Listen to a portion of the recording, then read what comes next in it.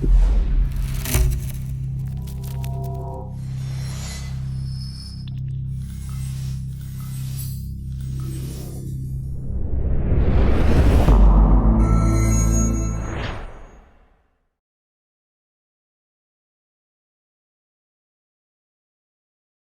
you to everybody, family, friends, colleagues and other guests for coming to listen to my lecture this evening. I was told that if you include sex in the title of your talk, you should get a very good audience, and so I followed that advice. And so my title, Brain Sex Differences, the New Equality, really reflects the essence of much of my recent research and also some interests I have in teaching as well, because I'm a very firm believer in wanting to pass on the latest research ideas and teaching and research method to our very excellent BSc students. So today then, the first part of my lecture will first of all cover the origins and biological basis for sex differences in the neuroendocrine hypothalamus. So the hypothalamus, wrong one. The hypothalamus is the brain region that is a sort of prototype for investigating sex differences in the brain, because it was identified that its main function was to actually regulate reproduction. So it's quite logical that one would expect to see sex differences there. But I'll first of all describe that background, which is not my work, but it's the concepts that are necessary for you to follow perhaps what I'm going to go on to discuss next. And that will involve the neuroregulation of growth hormone. And then the second part of my talk will move out of the hypothalamus when we've established that there are sort of functional reasons for, sort of physiological reasons for there being sex differences, and question about why are there sex differences in other brain regions that there is no obvious logical reason why we might expect to see sex differences. And this can have implications for disease, and also the sex hormones can possibly influence this pathway, which we look at in taking Parkinson's disease as an example, because I shall focus on these midbrain dopaminergic populations that are highly susceptible to malfunction in a whole range of mental conditions. And then I shall go on to look at some influences of stress hormones, especially in early life, that appear to predispose to developing mental health problems later in life.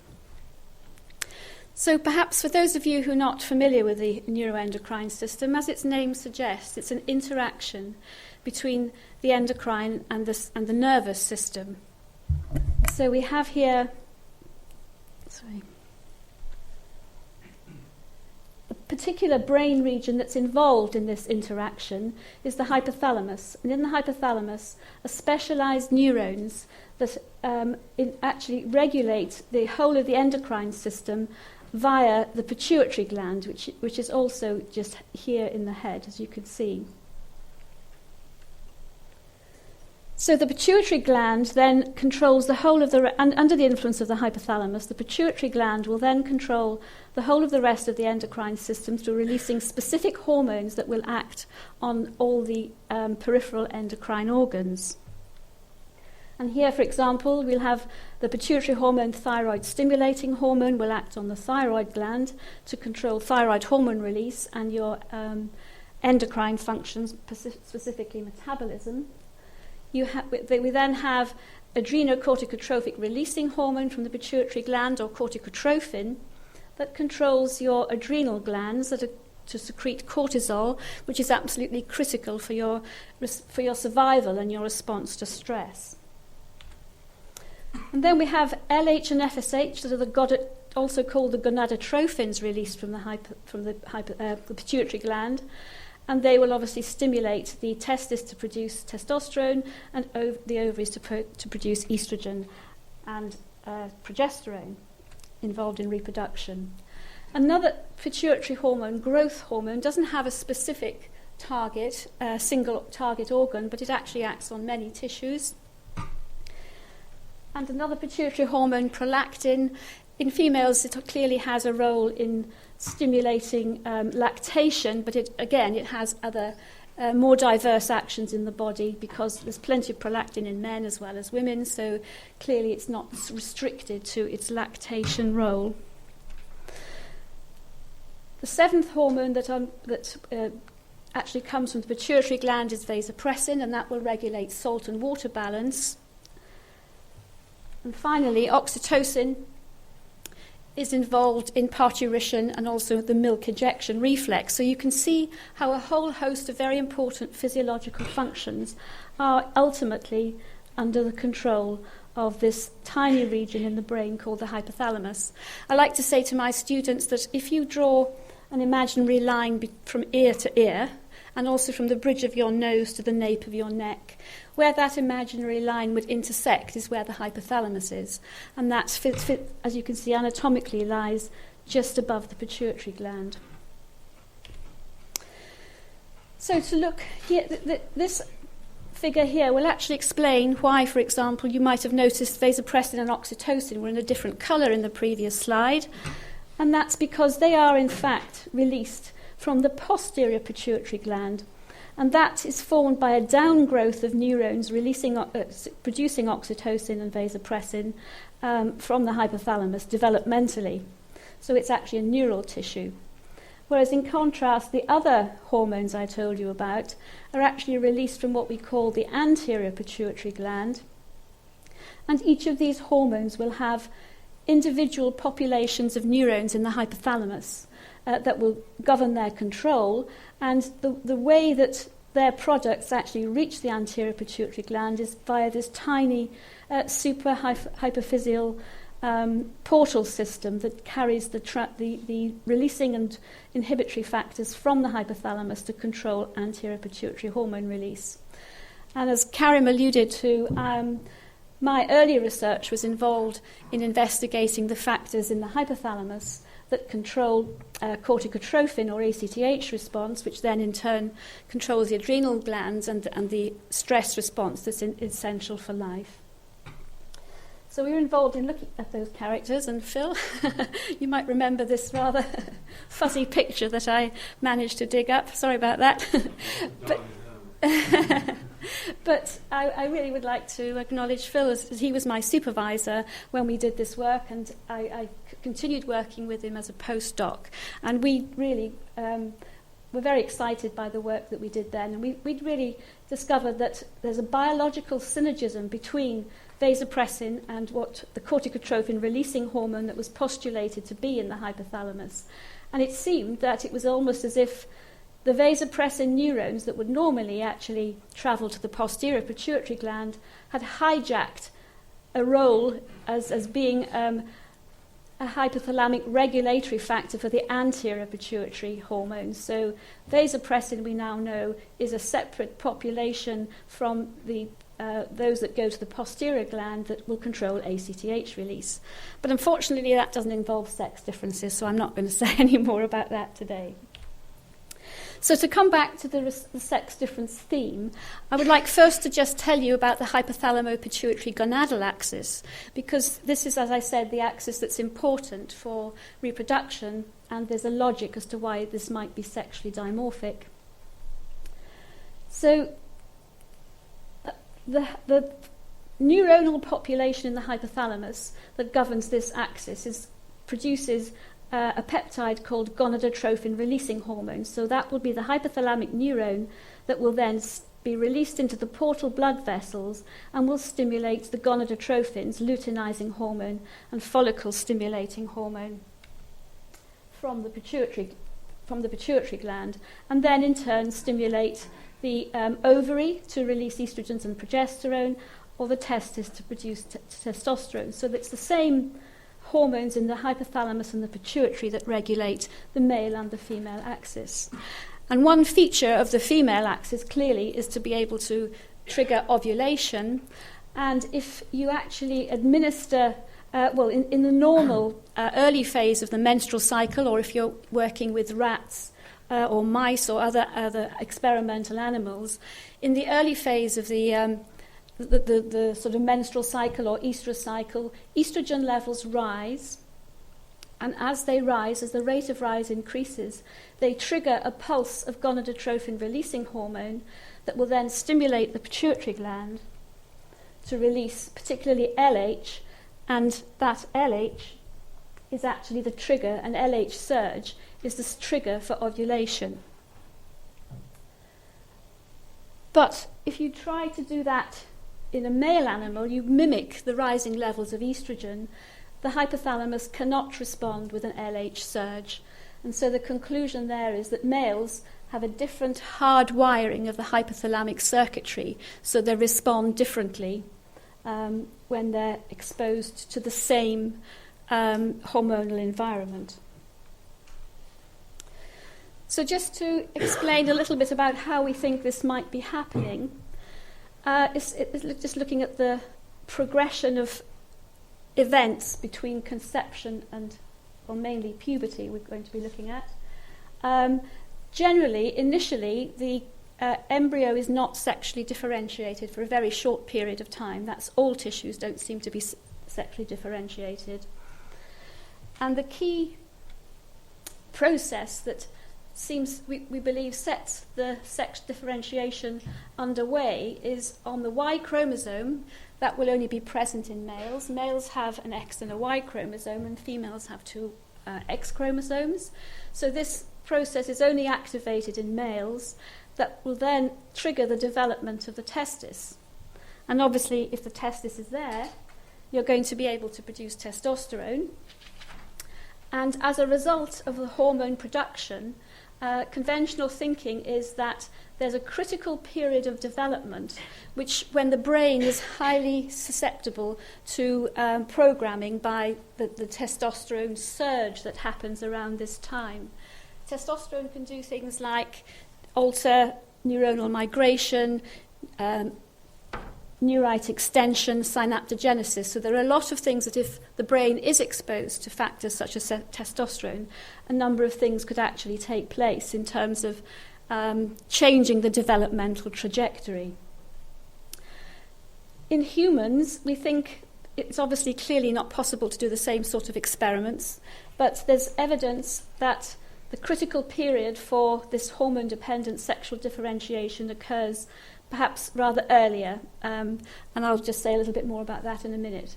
Because in fact, approximately when you're working with rodents, you clearly want to have some sort of relevance to the human condition, and birth in rodents in terms of brain development is thought to roughly represent about mid-gestation in the human, because the rodents are rather what we call precocious animals, so they're born before they're as developed as when the human fetus is born. So this period then, when you can permanently influence the formation of the synaptic circuitry in the hypothalamus, is generally called the critical period, and it organizes, it actually permanently changes the structure. And then when puberty comes along and the hormones rise, in the males and females, it's probably actually acting on a different neuronal framework in the brain. So this is the activational period when you see the manifestation of some of these events that have actually been happening earlier on. I think that might become a little bit clearer as we go on. So I'll try this way for a change. Can everybody see both things? It's only one pointer. And if I use the mouse, it turns the slides forward. So then, to tell you something about how the hormone levels actually change through development in males and females, this is a graphical representation of what happens, first of all, in the rats and then in humans. And here we have testosterone exposure in males in blue and estrogen exposure in pink. So I do apologise to those of you who object to this blue-pink convention. I did once go to I did actually think about, should I change this, and I shouldn't adhere to this. And I did once go to a conference where somebody used different colours, green and yellow or something, and everybody was utterly confused. So I hope it saves words to use these conventions, and it looks pretty anyway. So, in the rat, just before birth, the testes have developed under the influence of the SRY gene. We have a blip of testosterone around embryonic day 17, 18, 19. The gestation in the rat is 21 days. puberty occurs at about 35 days, and we consider young adulthood about maturity, about postnatal day 60. So after that blip, there's a sort of very quiescent period until puberty, and then obviously the testosterone levels rise. Females do not have a similar activation or particular activation of their steroidogenesis in the ovaries. But obviously, again, at puberty, the estrogen levels rise, and then that becomes the trigger, as I mentioned earlier, for the LH surge and ovulation. You end up with these 4-day estrous cycles that are parallel to the 28-day human menstrual cycle. And in humans, around mid-gestation, you do indeed get a blip of testosterone production in males, and a teeny little blip later, and then, of course, the levels rise again. There's an equivalent. We actually have very limited studies that can confirm this in the humans, but from what we believe, in females, the estrogen levels remain low, again like in the rat, and then rise, and you have your 28-day pattern of estrogen secretion over the menstrual cycle, that as they rise, they stimulate the LH surge, as I mentioned. So, excuse me, just go on to, there we go. So this then is what, this time period in the rats is where we think that the critical window is when you are exposed to the testosterone. So therefore, by analogy, we would expect it to be somewhere like this in the human situation, but we can't be certain with not being able to do experiments, obviously. So what's quite an important point to know here, many of you will be aware that testosterone acts via androgen receptors. And in fact, testosterone acts at what's called a nuclear receptor, so it has to get into the cell first before it binds to the nucleus to change gene regulation. And in fact, most of the actions of testosterone, once it gets into the cell, there's an enzyme called 5-alpha reductase, and it converts testosterone into dihydrotestosterone that's much more active, and that acts at androgen receptors. Now that can happen throughout life, but in the particular instance we're looking at during development, we're interested in the fact that DHT will trigger the development of the genitalia via androgen receptors, which is classical. What we're a little bit less familiar with is the fact that all the rodent studies suggest that, well, first of all, in the human, there's aromatase enzymes in men distributed right throughout the body as well as in women. And some of the actions of testosterone in you, 50% of the audience here, will be mediated via estrogen receptors. For example, testosterone has some of its actions on bone actually via the estrogen receptor. And that's because when it gets into those cells, instead of the 5-alpha reductase, there's an aromatase enzyme that actually converts testosterone into estradiol, which is the main estrogen in non-pregnant women. And once it's inside the cell, it can then interact with the estrogen receptors. And it's this pattern of endogenous metabolism of testosterone that is thought to be important for masculinization of the brain. As we said, that spans about embryonic day 17 to postnatal day 10 in rodents. And if this is actually true in humans as well, we think the equivalent will be halfway through gestation. So these actions are essentially, as I've called them here, masculinization or defeminization processes. So one might then say, well, what about brain feminization? Is there an equivalent process there? Well, I said earlier that originally it was thought that the brain was female, possibly by default, or at least neutral, until it experienced perhaps estrogen at puberty in the female. And so, in fact, now we think that's probably the case is a little bit more complicated, and there is likely to be an active feminization period that occurs about 2 weeks later than the masculinization. But I'm afraid to say that there's very, very few studies being done on this, and so everything's really concentrated on making the brain male rather than positively making it female.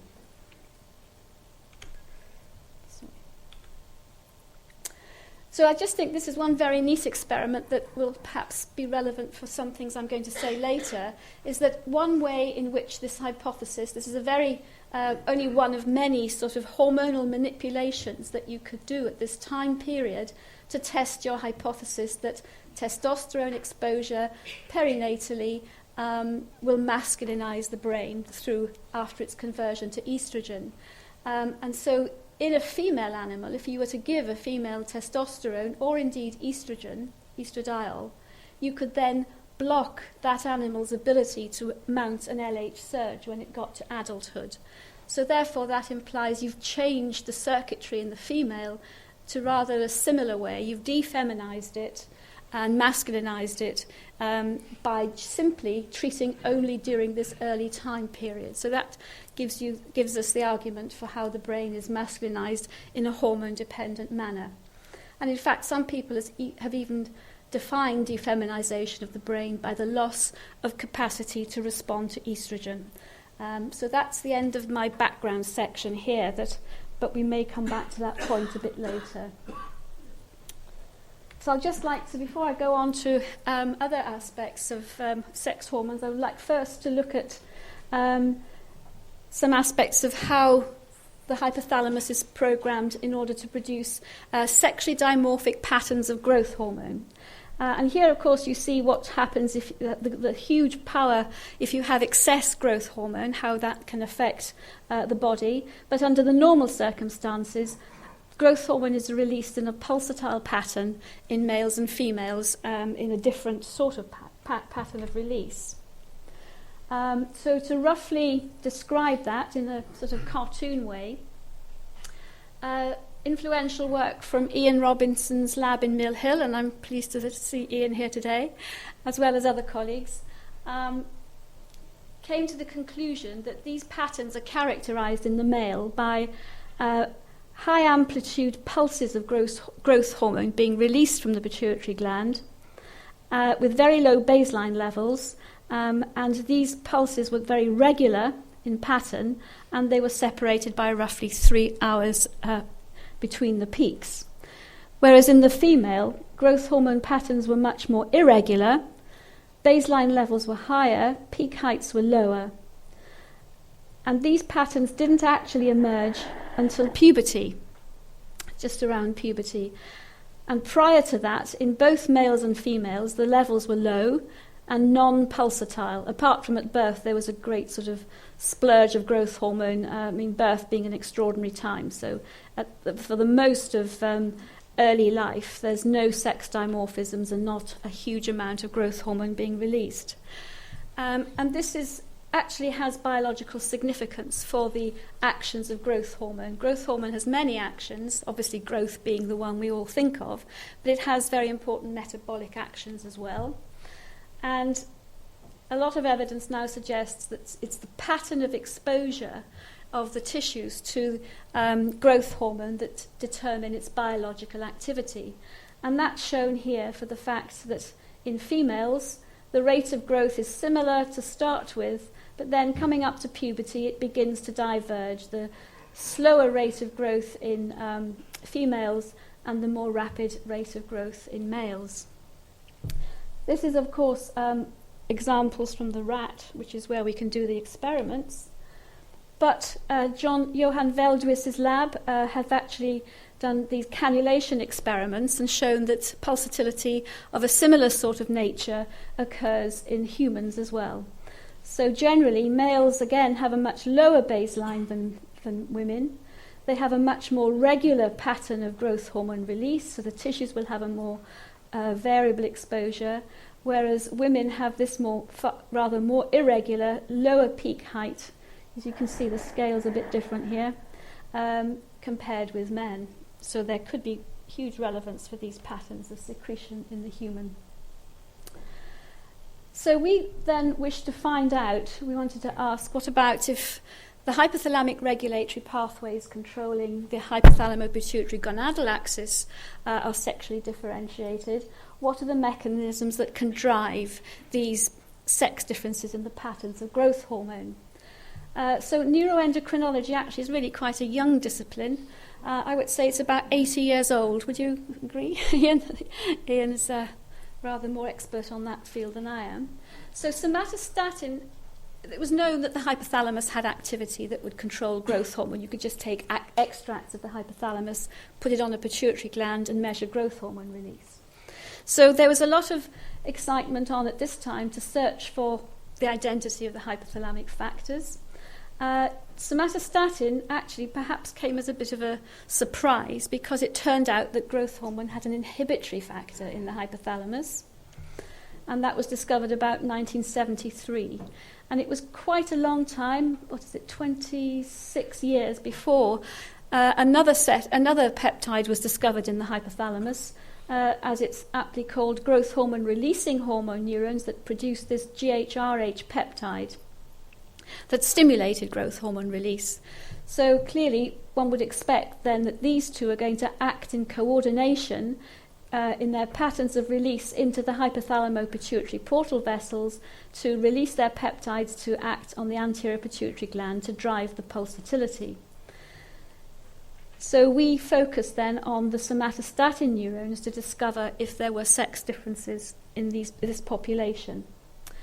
And another aspect of this whole hypothalamo-pituitary growth hormone axis that's typical of all of the neuroendocrine axes is that the pituitary hormones, and for those axes that have peripheral hormones, growth hormone actually, the hormones just generally feed back on their hypothalamic regulatory factors. So it's a feed-forward feedback in order to maintain homeostasis. So growth hormone will feed back on the somatostatin neurons to stimulate their release, and it will feed back on the GHRH neurons to inhibit their activity. So in order to investigate this, then we used a whole range of neuropharmacological approaches, some molecular biology with Alan Herbison in Cambridge, and in vitro techniques. You can only, obviously, as you can imagine, how you couldn't possibly do an experiment to directly measure the amount of somatostatin or GHRH or any hypothalamic hormone being released, because it's in this tiny, tiny portal vessel system that's virtually impossible to cannulate. Most of the experiments have attempted this have been done at least in sheep or horses. So it's very difficult in a rat. So one way around it is to take the hypothalamus out and put it in a dish, or isolate the neurons and brew them in culture. So this is what we did to investigate somatostatin directly. So we either did the single-cell neuronal cultures or explants of the hypothalamus sitting in a physiological medium. So this is one example of a sex difference of the growth hormone neuroregulatory pathways. And in fact, in males, this sort of in situ hybridization will actually measure the messenger RNA in the cell, and the messenger RNA will then be translated into the protein. So this first example is for the messenger RNA, where we have male animals actually show rather more messenger RNA for somatostatin in the hypothalamus. Now, growth hormone patterns of secretion are not different in males and females, as I said, until puberty. But you can actually see these sex differences in the somatostatin populations by postnatal day 5. So something is going on in the sex differentiation of these pathways quite early on. So this is just a simple graphical condensation of quite a lot of data to make it easier to follow. This represents somatostatin biosynthesis. It's a sort of conglomeration of the effects we've seen both on the messenger RNA levels that you saw in the previous slide and protein content if you extract the hypothalamus and see how much somatostatin is there. So that's basically the messenger RNA makes the protein, and in fact we saw that they followed a very similar pattern. So that at postnatal, we looked at several time points. Postnatal day 1 obviously is the day of birth. We looked at postnatal day 10 because that's around the end of the critical period for sexual differentiation of the brain. P21 is weaning, when a lot of things might possibly happen to in terms of the metabolism of the animal and possibly growth hormone release. And P35 is the beginning of puberty, and P60, as I believe I said before, is young adulthood.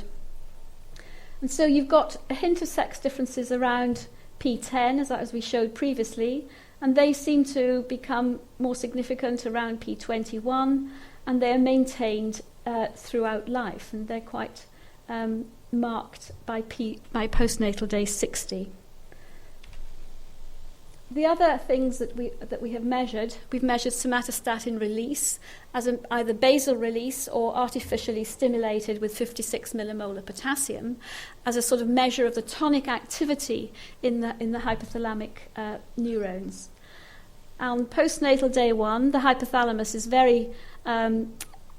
can only release a very low amount of somatostatin. By postnatal day 10, you actually see slightly more release in males and females. Around P21, nothing much seems to be happening, and still at the beginning of puberty, the release is quite similar in males and females. But then by the time you come to adulthood, the actual tonic activity in the somatostatin neurons is very, very much greater than in the male neurons. So you're getting a sexual differentiation, in particular, as it happens after puberty, we would imagine will be activated by the pubertal hormones. And here we're looking at inhibitory neurotransmitter control of somatostatin. By that we mean how potent is the GABAergic influences. GABA is the main inhibitory neurotransmitter in the brain, and there's a lot of GABA in the hypothalamus. Most of the neurons have GABA receptors.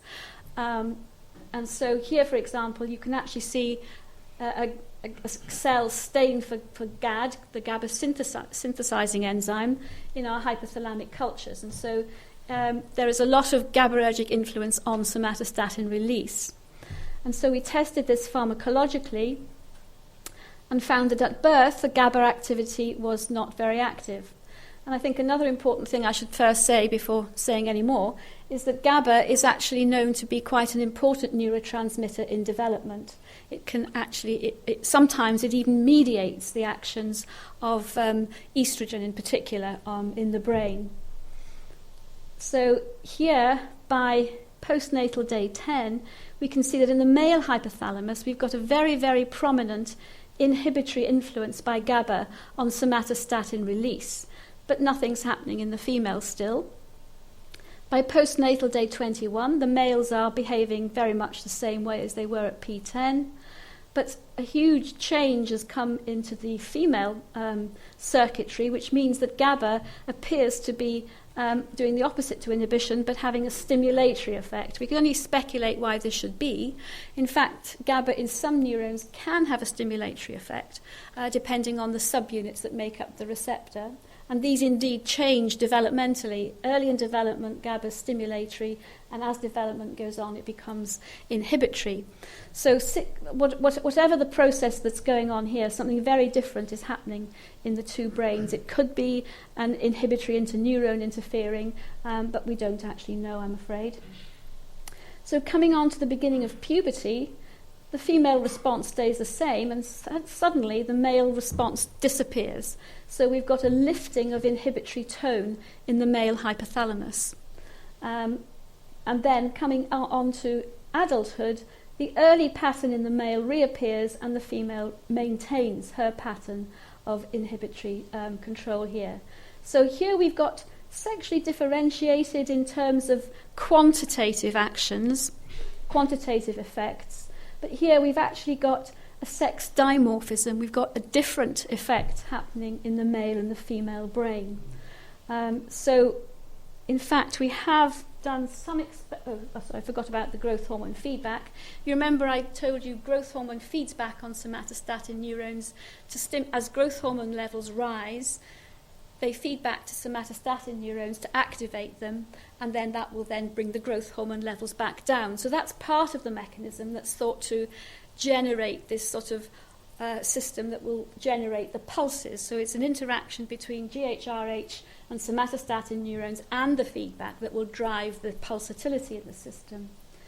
But we've only done this study in adulthood, and we found that if you took hypothalamic explants, growth hormone, as we predicted, would release somatostatin, but that didn't have that power in the females. So again, there's something different in the feedback pathways in the female hypothalamus compared with the male.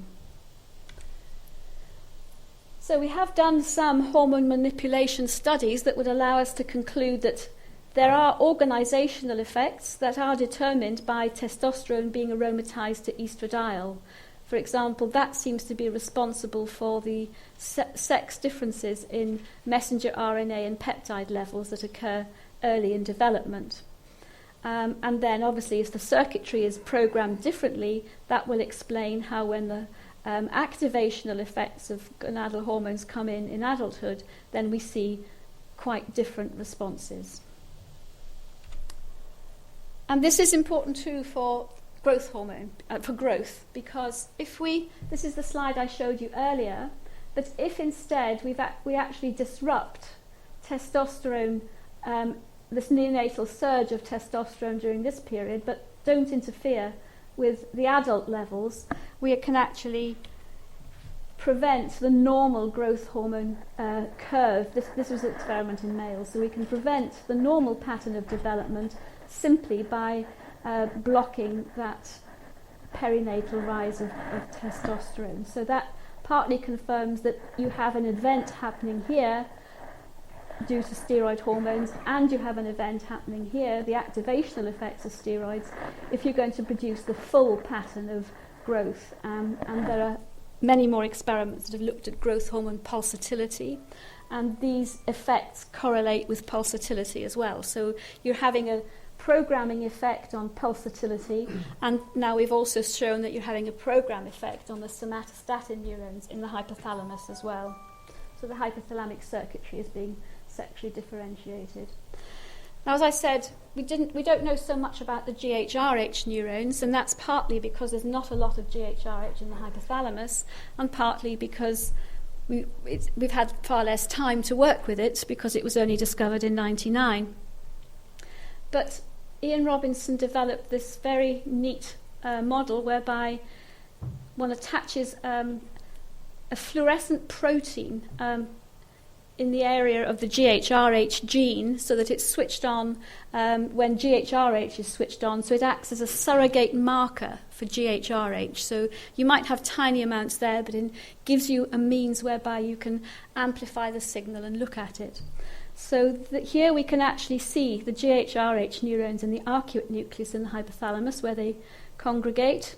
And in this region of the hypothalamus, it's adjacent to the hypophyseal portal blood vessels, and so this represents the terminals of these neurons where they will be secreting the peptide into the portal system to affect the pituitary gland and the release of growth hormone. And so we have measured the numbers of GHRH neurons in the hypothalamus. And among other things, we've also looked at the processes that they put out. And we've shown that this is greater, both these factors are greater in males compared with females. So we can see the sex differences in this population of neurons as well. And so to summarize what we think might be going on to cause these pulsatile patterns and sexually dimorphic pulsatile patterns of growth hormone, here we have some studies that are based on a scheme that Gloria Tannenbaum began to develop. In the male, as we showed before, we have these 3-hourly pulses of growth hormone release. And we believe that the somatostatin is about 180 degrees out of phase with that. So when somatostatin levels fall, growth hormone levels can rise, and vice versa. The peak of somatostatin corresponds with the peak, with the trough of growth hormone release. And in females, where we have this more irregular pattern, we probably also have a sort of higher tonic activity in the somatostatin system, but lower pulsatility. And that would agree with some of our in vitro findings as well. And on top of that, we have some evidence that perhaps the drive of GHRH is greater in the male, more neurons, more processes in these in the fibres of these neurons than in the female, that will drive the high amplitude pulses to a greater extent in males. So maybe this could have some clinical significance ultimately. For example, we want to know what regulates growth hormone release from the hypothalamus, because from about the age of 30, your growth hormone levels fall by about 10% a decade, which is quite a lot, actually, because growth hormone is often looked at as the youthful hormone. It's, in fact, if you look on the internet, it's got all sorts of claims if you take growth hormone. So it's important to understand how these central mechanisms will change as you get older, but we don't have much of a handle on that yet. But this is to demonstrate that here we have a young adolescent boy with delayed sexual development and short stature, and you don't need to treat him with growth hormone, you just need to treat him with testosterone, and you can increase the growth rate about 4-fold. And so to a large extent we believe that testosterone treatment actually activates the growth hormone hypothalamic neuroregulatory pathways, can improve the pulsatility of growth hormone that normally occurs at puberty and therefore promote growth. So it's quite a powerful hormone indeed. Just the way it's secreted can have a big effect.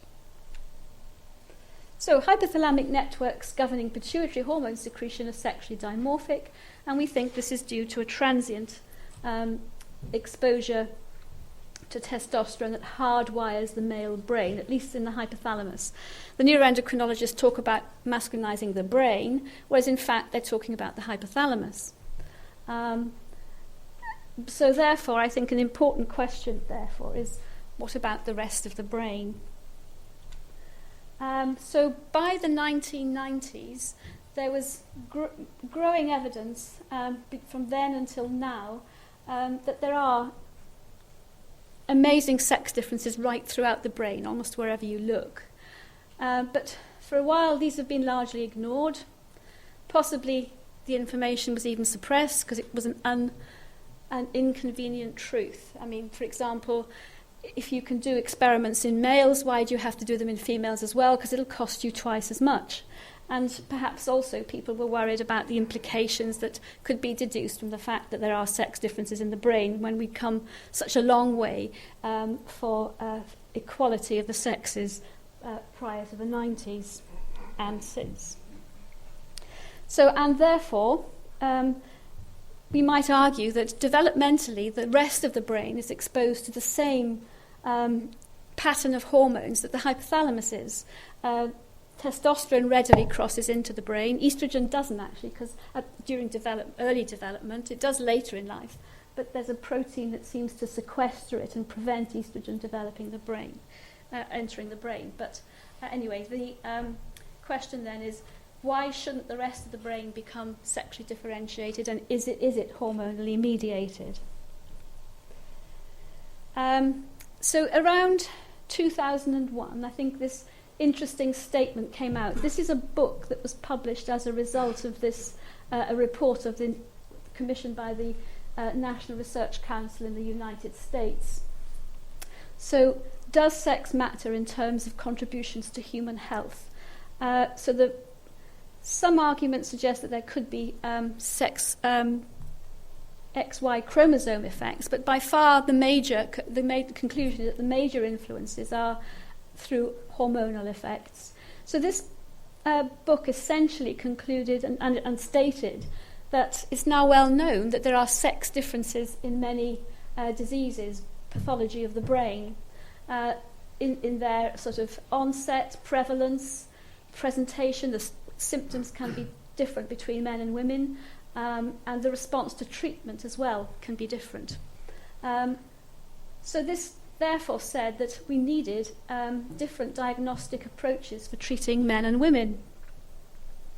And then another influential paper came out in 2006 by Leslie Carhill, and he showed that, well, he first of all reviewed the wide range of sex dimorphisms that do occur in the brain, and he actually concluded it demands research into sex influences if we are to understand the host of brain disorders with sex differences in their incidence and nature.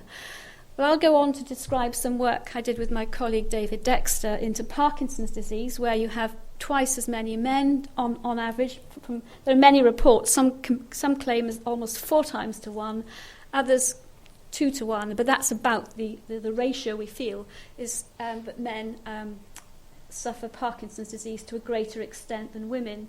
You see sex dimorphisms in virtually, I think, every mental disorder. I can't think of anyone where you don't. You see it in schizophrenia, you see it in ADHD, drug abuse. Those tend to be more male-dominated. Anxiety and depression tend to be more female-dominated. So it is a huge question, really, as to how much the sex dimorphisms are changing the nature of the disease. So that was 2001, 2006, and now only last year there was another workshop commissioned by the NIH in Bethesda. And their statement was, we know very little about the neural circuitry and mechanisms that provide the neurobiological basis for brain sex differences that underlie the expression of sex differences in mental disorders. Now, this was quite a while after, and still we haven't got very far with understanding this. And I think this statement is interesting. The wider neuroscience community is relatively unaware of sex differences in the brain. We still have most experiments in neuroscience being conducted in male animals. And they know let alone anything about the difference between the effects of steroid hormones on brain organisation and activity. Now, I think now in this room we all know a lot more then in that case about brain organisation and activity than the wider neuroscience community. So we then wanted to look a little bit about the possible mechanisms by which we could have sex differences in neurobiological disorders, and a little bit about the neural circuitry involved. So I said a little bit about the genes earlier on. The X chromosome, as you could see in the previous slide, was very, very small compared to the the Y chromosome was very small compared to the X chromosome. So there could be a contribution of genes from the Y chromosome that is responsible for sex differences in the brain. But there are relatively few genes, and if it does have an effect, the current conclusion thinks that that's not some of the main causes, although it may contribute significantly. So the females also have 2 X chromosomes, but normally the influence of one of those chromosomes is silenced, so that you shouldn't have too much difference to the male. But that is an area that is certainly not my area, and one that's at the moment people are focusing rather more on the hormonal effects. And I'll say a little bit more about the environmental effects that could all interact to contribute as underlying mechanisms to sex differences both in brain structure, function and disease. So the neural circuitry then that we went for with David, as I said, was the nigrostriatal dopaminergic tract that degenerates in Parkinson's disease. So we wanted to know what role sex hormones play.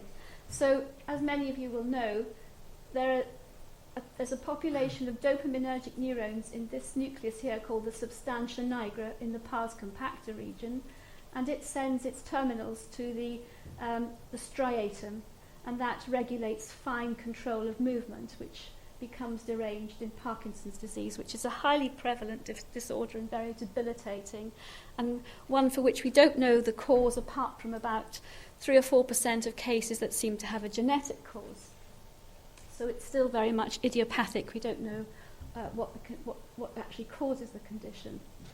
But the degeneration of these neurons are the main pathological feature, because the dopamine can't control fine movement as its levels decrease. The evidence that there may be actions of estrogens comes from observations in women, the natural experiments that women have. They have fluctuations of the estrogen levels over the cycle and the big fall at menopause. And it's that conclusion seems to be that when estrogen levels are naturally high, Parkinson's disease symptoms are less. But these are very small powered studies. They aren't prospectively designed and very well controlled, and there is controversy. So we can turn then to animal models in order to investigate this in a bit more detail. And using the model that David was expert in, this is the 6-hydroxydopamine model, where 6-hydroxydopamine is injected into the medial forebrain bundle that carries, here are the neurons in the substantia nigra pars compacta. They send their processes to the striatum, and there release dopamine. And so this injection will actually sort of cause the loss of these neurons. They will degenerate and die. And so looking then in the males and females, this is the control experiment with just the vehicle that the 6-hydroxydopamine was dissolved in. In these studies, you only lesion one side and the other side acts as the control. So we can present the data as the percent of dopamine in the lesion side versus the unlesioned side. And here you can see 1 microgram of 6-hydroxydopamine is sufficient to cause a lesion, but this lesion is considerably greater in the male brain compared to the female brain. And when you get to 6 micrograms, that should be micrograms, not milligrams, there's such a big lesion that the sex differences are swamped. So any inherent protection is only effective up to a certain limit. And if you look at the neurons, this was the dopamine in the striatum. If you measure the numbers of neurons that are left in the substantia nigra, we see the same sort of pattern. Differences with low doses, lesions of around 50%, and then they get swamped as the lesion gets bigger. So we chose this 1 microgram dose to follow, to investigate the effects of hormones in this system. And here again we see the sex differences between males and females, the intact female and the intact male. And in the females, if you remove estrogen by ovariectomy, the lesion gets bigger. So that is, there's less dopamine left in the striatum. If you give back DHT, if you remember, that was the androgen that specifically acts on androgen receptors and can't get aromatized to estrogen, that does nothing to the animal, and we weren't really expecting it either, but this was because we were using this as a control for the males.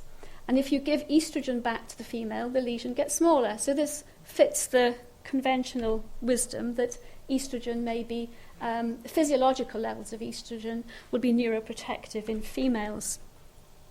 But if you castrate males, the amount of dopamine left in the striatum is greater, the lesion gets smaller.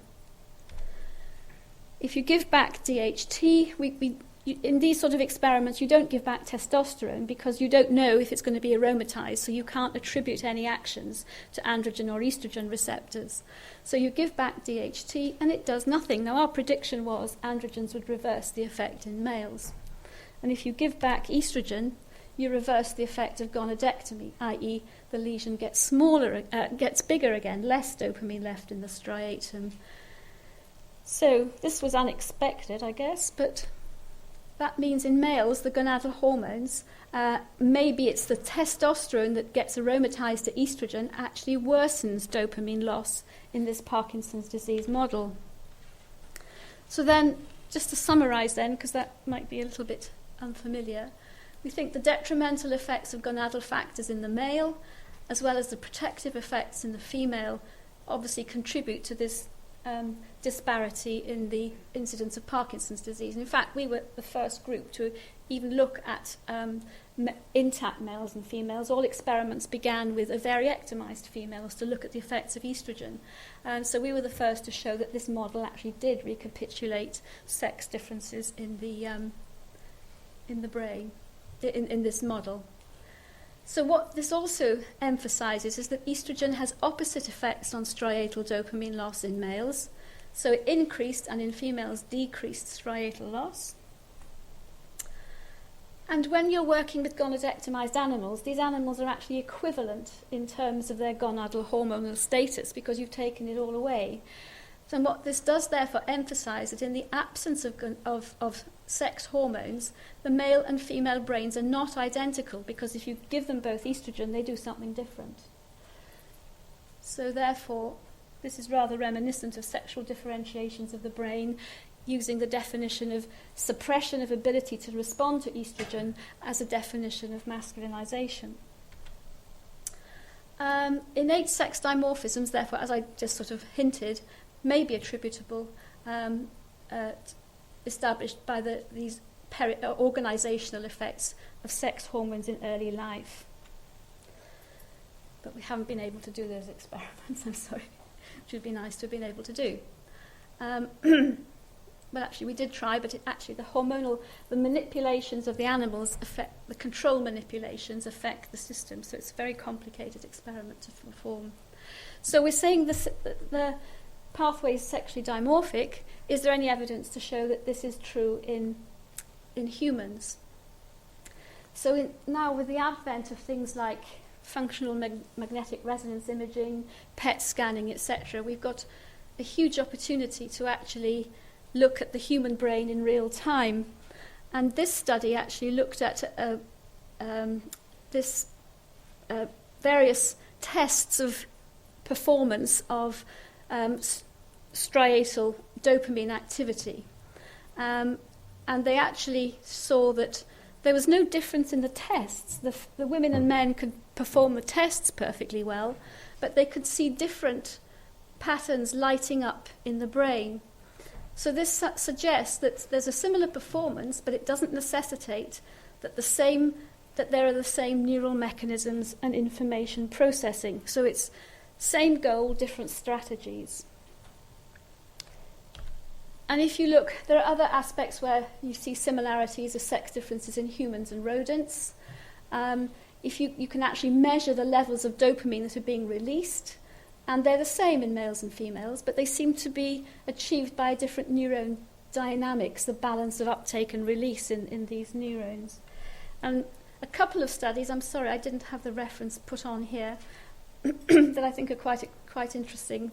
You can actually, in the postmortem brain, you can see some dopaminergic neurons in the substantia nigra, because nigra is the name it's given because it's actually got a neuromelanin pigment and it looks black.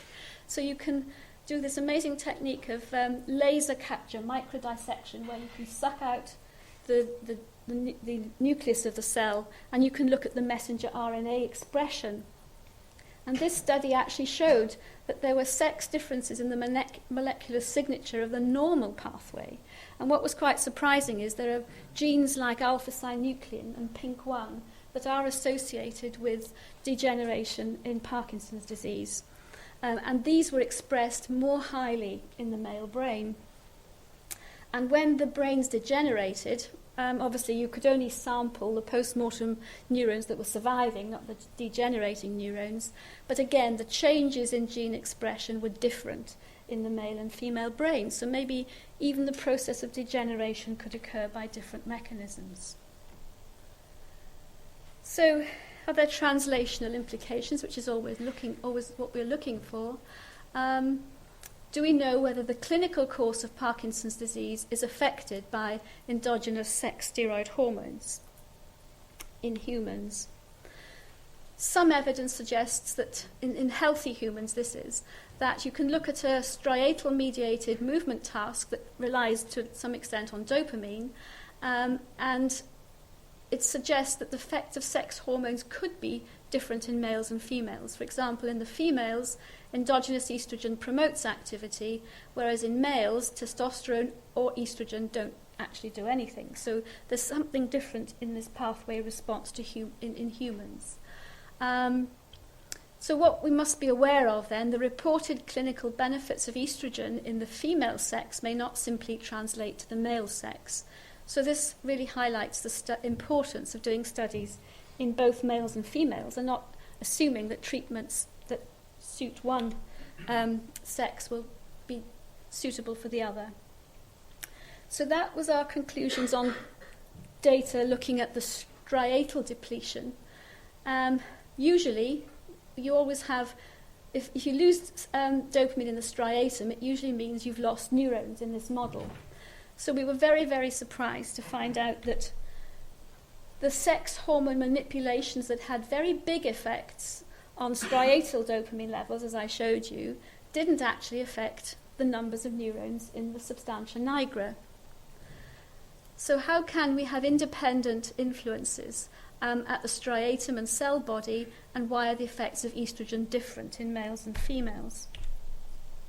And we think actually it's because the endogenous sex hormones are not targeting neuronal loss in our model, they're targeting the compensatory mechanisms in the surviving neurons that preserve function. And these may be different in males and females. So to explain that a little bit more, in clinical Parkinson's disease, it's quite extraordinary that the signs and symptoms don't actually appear until you've lost about at least 60% of the neurons and perhaps more of dopamine in the striatum. And that seems to be because there are a whole host of compensatory neurons between the cell body and the pathway. One option is that circuitry associated with these neurons will adapt, because it's part of a very tightly regulated circuitry that will control movement. And the option that we think is being targeted is you actually can have adaptations at nerve terminal level. So this is the nerve terminal releasing the neurotransmitter here. So at the nerve terminal, the adaptive mechanisms that have been identified, these are very complex mechanisms, and we don't actually fully understand them by any means. But at the nerve terminal, there's some evidence that synthesis will increase to compensate, more will be released in response to each action potential, and the reuptake process, when dopamine is released, it's taken back up into the neuron again. That reuptake process is downregulated. So all these processes will promote the amount of dopamine in the striatum. So some of our own work, and then some combined with some other studies, show that we believe estrogen is actually increasing these compensatory mechanisms in the striatum in females, but not in males. So we've shown that it decreases the reuptake process in females, but relatively less effect in males. And others have shown that dopamine will increase synthesis and estrogen will increase synthesis and release of dopamine. So therefore, what we think may be happening, as we said before, in our preclinical studies, we showed that sex differences are only present in this experimental model of Parkinson's disease for about 50%, we've lost about 50% of dopamine in the striatum. So what we think the compensatory mechanisms then may be actually activating the means in females whereby they have a better compensatory response, but this doesn't happen in males. So that could therefore render the females more able to preserve striatal dopamine levels when the lesions are small or moderate.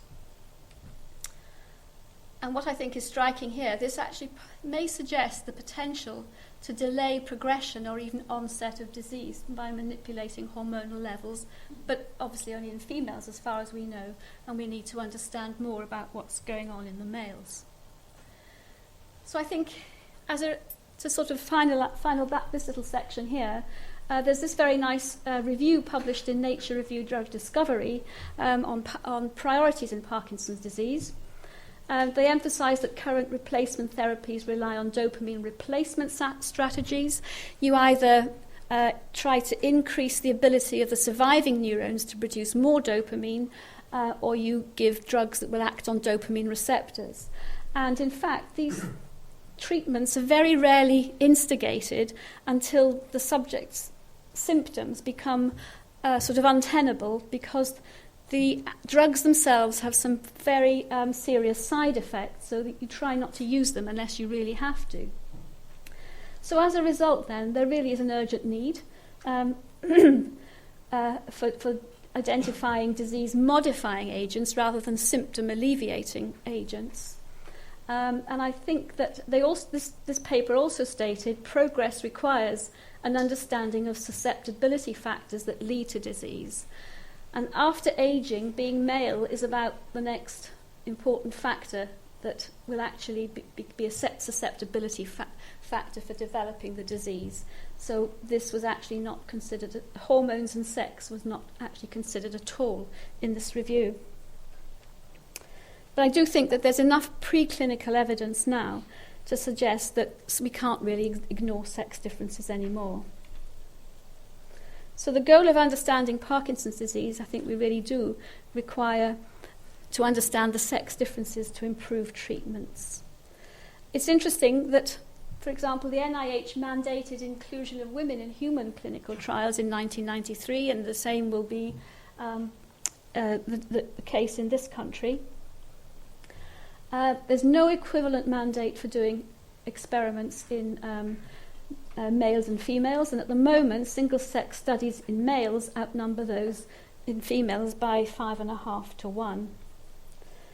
And yet it's an anomaly, I think, that if Parkinson's disease is more prevalent in men, we're actually doing all the experimental studies in gonadectomized females and giving them estrogen. So I think we need a bit more joined-up thinking there. So I'm sorry, I'm getting a little bit over time. I'm sorry about that. I'd like to just whiz through the last bit that is going to move from sex to stress, back to where my research came from. We've looked at how sex hormones affect development, and there's now an increasing concern about how stress will affect development. So many stresses will activate the maternal fetal axis: infection, anxiety, emotions. And this axis, when activated, will actually release the glucocorticoid hormones. And there's good evidence that these can actually interfere with brain development and predispose to mental disorders later in life.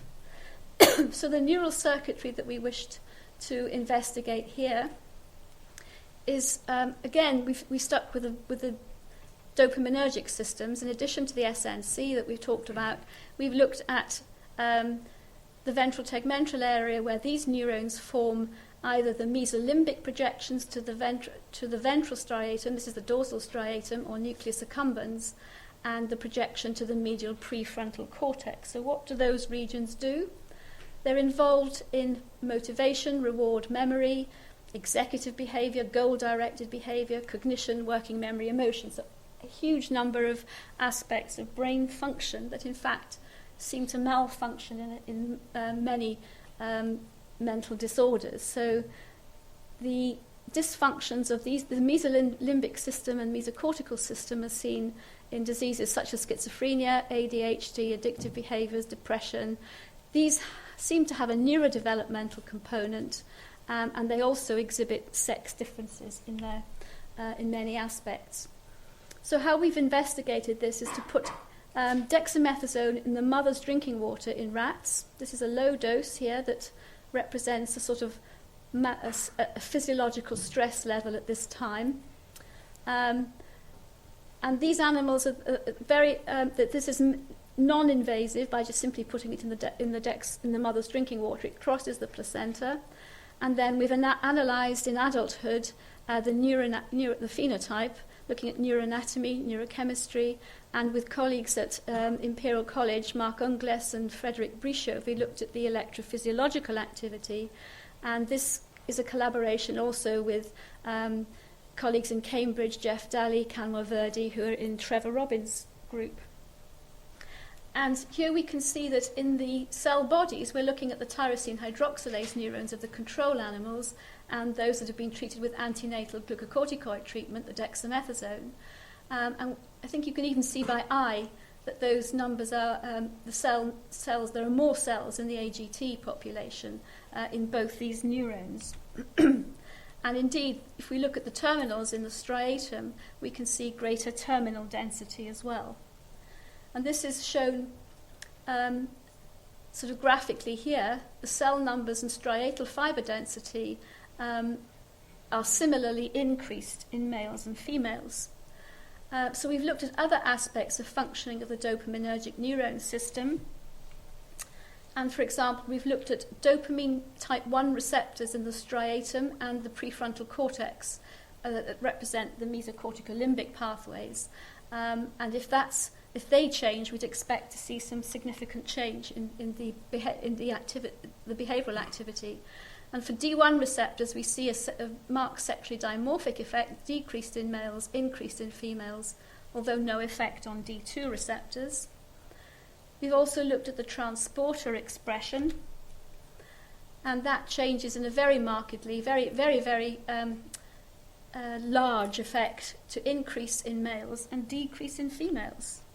And we've in Cambridge, they've done this very neat technique of in vivo microdialysis, where they literally sample the extracellular space and can see how much dopamine is there. And just looking here, for example, this is what you see if you sample over a time period and look at the dopamine efflux in this microdialysis system. The control animals in the open circles, the males, have quite a low, the basal levels in males and females are the same. This is actually the response to amphetamine, which blocks and sort of reverses the transporter and increases dopamine levels in the synapse. The control levels, males, control levels, females. So females actually release an awful lot, these are the females. The females release about fourfold more of the transmitter than males. But in the animals that have been exposed to antenatal glucocorticoids, you massively increase that in males and you significantly decrease it in females. So again, we've got the similar effect on release, marked sexually dimorphic effects on amphetamine-stimulated release. So this pathway is really functioning in a very, very different way after glucocorticoid treatment, but the responses and how it's altering in function is very different in males and females. So we expected to see massive behavioural changes. We saw no effect on electrophysiological activity, a little bit of effect on females to inhibit the response to novelty, locomotor response, nothing on conditioned behaviour where you sort of, train them to expect some food and then you do the Pavlovian conditioning type experiment. And this other type of measurement, sensory motor gating, males were affected and females weren't. So clearly these massive changes that we saw in the previous slide don't have a massive effect on behaviours, and that's because we think they're compensatory mechanisms. So if you're exposed to glucocorticoids and possibly stress in early life, your dopaminergic systems are highly responsive. They're key for you being able to cope with your environment. So they do actually cope, but they are ending up by being functioning in a very, very different way. And so whether females or females are affected depends on the task involved as well as the sex. So therefore, to conclude, we think we have these powerful adaptive responses to the perturbations in the early environment in this midbrain dopaminergic system, and it occurs via different mechanisms in males and females. So we'd like to propose then that such mechanisms may be vital in underpinning sex differences in brain disorders. Your brain responds differently to the environment, whether you're a male or a female. So we all know about the REF exercise. We have our research to be assessed. We all want to have a high impact factor paper, and we have high hopes for the last set of data, which we have not published yet. But, it's all very well. I think there are people out there who might say, okay, you can do the experiments in one sex, and they're not terribly interested in whether you do it in the other sex. But I just hope that when they see the differences, then that may actually, hopefully, get a sympathetic referee. Right, so I feel I've got to say something about why the title. I hope I've convinced you that sex differences exist, and we need to understand them. But I think most importantly, just understanding isn't enough, because if we want equality in the efficacy of new medicines for brain disorders, we have to act on that knowledge that we know there are sex differences. And I think that's going to be a very important challenge for the future. Now, as Karim said, inaugural lectures are often only about research. But in fact, I spend almost as much time on teaching as I do on research. So I just would like to sort of acknowledge how I think that is a value, both for the teaching and the research. In teaching, the students come up this way. I ran the BSc in endocrinology, and the students come up with some terrific questions, and you think about things in a different way. It's a two-way interaction, and I think it's very important for us as researchers to pass on ideas of research techniques to the next generation, and also to explain the latest developments that we think are going to be important for their coming careers, and hopefully also enthuse them. And teaching is acknowledged as excellence in teaching within Imperial College, and I think also thanks largely to Professor Jenny Hyam, it's also gone up in its rating as priority as to how it's viewed as its contribution to the college as a whole, which I think is great. I'd like to also acknowledge the Society for Endocrinology, who not only gives our students free membership, but they actually have provided us in this course with an award for undergraduate achievement, which I think is a lovely stimulus for our students. And it's great to have the students, and it's also great to hear from them when they've gone on sabbaticals and things like that. And I promise I will learn to cook cinnamon donuts one of these days. Acknowledgements. I think I have mentioned my collaborators as we've gone along. The funders, of course, are absolutely important. The Wellcome Trust has been particularly good to me, as well as these other funders, Society for Endocrinology and also the British Society for Neuroendocrinology. They are very good at providing us with vacation studentships for the very enthusiastic students to come along and work in the summer. But of these names, I want particularly to say a thank you to Simon and Hilary. Hilary was my postdoc who came in the early 90s and stayed, a PhD student, and stayed with me as a postdoc for about 10 years. And Simon also came then, I think, early 2000, and also was with me for 10 years. And I think that really, that is so important for research, to have continuity and consolidation. And that can actually compensate for not having a large group, because you don't wander off, you don't have to train the same people again. So Simon's done a fantastic amount of work of the stuff that I've shown you here today, the Parkinson's disease work, the glucocorticoid programming work. So thank you very much indeed, Simon. Last but by no means least, I often show this little picture to my students to emphasize the importance of steroid hormones in health and disease. For my own health and disease, I'm going to add some more people to the balance. And here they are doing what they do best, celebrating, whether it's a 90th birthday or a graduation.